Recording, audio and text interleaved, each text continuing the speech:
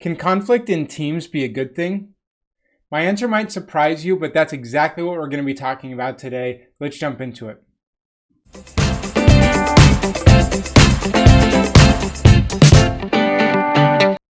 Hey there, my name is Jeff Perry. I'm a leadership and career development expert and the author of The Intentional Engineer. And today we're talking about conflict in teams. Now, this is an interesting topic, and maybe you might disagree with me. And in that case, that's totally okay, which is exactly what I'm inviting here, because I'm declaring that conflict can be an absolutely good thing. Because think about it, if there's no conflict, there's no disagreement in a team, then that's a problem. That means that people aren't feeling safe to speak up, to share and participate. Most likely that means that a lot of voices are being trampled down or just completely suppressed, whether out of fear or other emotions that people are dealing with. But on the contrast, healthy conflict actually unlocks and promotes team discussions that need to be had and can really help people focus on what is right and trying to get to optimal answers and collaborative working together rather than focusing on who is right. So if there's a discussion you need to have, there's some feedback you need to give, instead of just avoiding that conflict, give the feedback. But yes, do it out of love, because people can tell what your motive is. If you're just mad at them, it's not going to go over well. But if you're doing it because you truly care about them, or you need to have that conversation, you're bringing that up because you want what's best for the team, then people can tell. So make sure to check your motive there. I love some of the discourse around this by an author that I really like named Arthur C. Brooks. Written a number of books, but he talks about the principle, and has for a number of years now, around disagree better. I wrote about it a little bit towards the end of my book, The Intentional Engineer. Because what we're not looking for is an elimination of disagreement. We're actually looking to improve the way that we disagree. Because perhaps even to get to the point where when we disagree, we're still looking at the human on the other side and valuing them and their perspective and their ideas, rather than only focusing on winning the disagreement, winning the argument, right?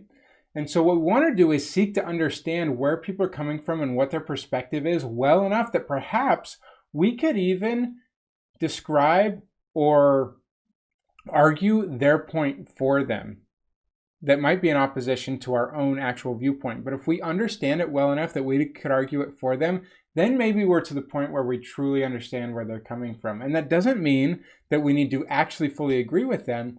It just means that we can truly see and understand and validate where they're coming from.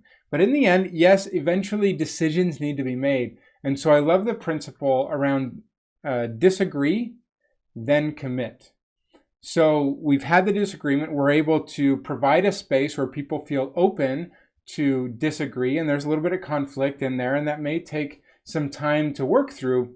But in the end, we're all committed to making things the best that they possibly can. So we've disagreed, but when a decision has been made, however you make the decision, whether you can get to a consensus or whether you need to find some other way, or the leader just needs to choose a path forward, then everyone commits to rally behind the decision that's been made, because there is no value in hanging on to, we shouldn't be going this way, and so trying to sabotage the team. That doesn't help you, that doesn't help anyone else. But if you can rally and commit to the path forward, then the next time that is disagreement comes your way, then we're going to continue to have a culture where we can continue to collectively look for the best solution together. Does this sound like a pipe dream? I don't think so. It's totally possible if we decide that this is how we want to operate together, but it means that we need to see and work together with more intention to support and help each other. Thanks so much for watching. My name is Jeff Perry. Again, I'm a leadership and career development expert, author of The Intentional Engineer, and I'd love to help you if your team is struggling with either too much disagreement and conflict or not enough, to find those paths to improve how you see each other, to work together better and have the discussions that need to be had.